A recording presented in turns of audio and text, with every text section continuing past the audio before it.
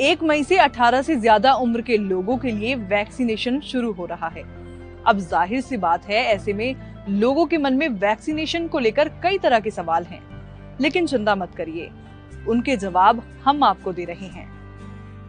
Vaccine के लिए registration कैसे करें?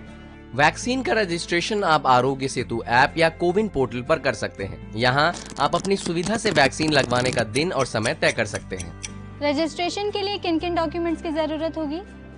रजिस्ट्रेशन के लिए एक पासपोर्ट साइज फोटो के साथ कोई भी एक सर्टिफाइड फोटो आईडी प्रूफ जैसे Aadhaar, driving licence, PAN card, voter ID वगैरह की जरूरत होगी। क्या वैक्सीन लगवाने के समय भी फोटो आईडी ले जानी होगी? हाँ, जो आईडी आपने रजिस्ट्रेशन के समय दी थी उसी को साथ ले जाना होगा।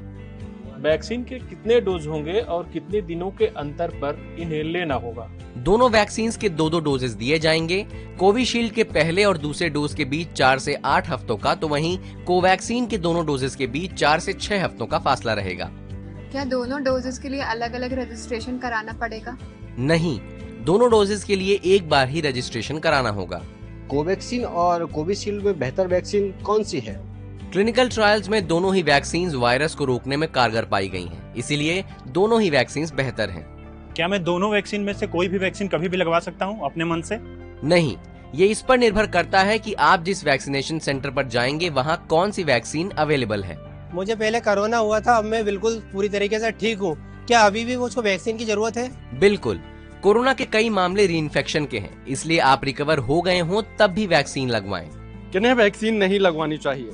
प्रेग्नेंट महिलाएं, स्तनपान करा रही महिलाएं, कोरोना मरीज या किसी भी गंभीर बीमारी से पीड़ित व्यक्ति वैक्सीन न लगवाएं। मैंने पहला डोज कोवैक्सीन का लगवाया, दूसरा कोविशील्ड का लगवा सकता हूँ? बिल्कुल नहीं, आप पहला डोज जिस भी वैक्सीन का लगवा रहे हैं, दूसरा डोज भी उसी वैक्सीन का लगवाएं। क्या वैक्सीन लगवाने के बाद भी मास्क लगाना पड़ेगा? बिल्कुल, वैक्सीन लगवाने के बाद भी पहले की तरह ही सावधानी बरतना जरूरी है। शरीर में एंटीबॉडी बनना कब शुरू होगी? वैक्सीन के दोनों डोजेस लेने के 2 से 3 हफ्तों के भीतर शरीर में एंटीबॉडीज बनना शुरू हो जाती हैं। वैक्सीन लगने के बाद किस तरीके के लक्षण दिख सकते हैं? जिस जगह वैक्सीन लगाई गई वहां हल्का दर्द, सिर दर्द, बुखार, चिड़चिड़ापन, चक्कर आना जैसे लक्षण दिख सकते हैं। ऐसा होने पर डॉक्टर की सलाह से दवा ले सकते हैं।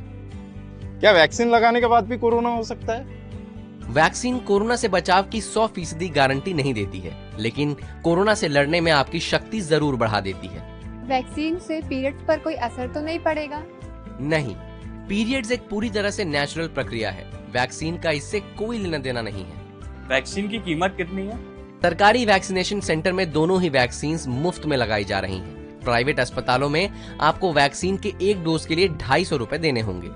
तो उम्मीद है वैक्सीनेशन को लेकर सभी सवालों के जवाब आपको मिल गए होंगे। तो जल्द से जल्द वैक्सीन लगवाएं और कोरोना को हराएं।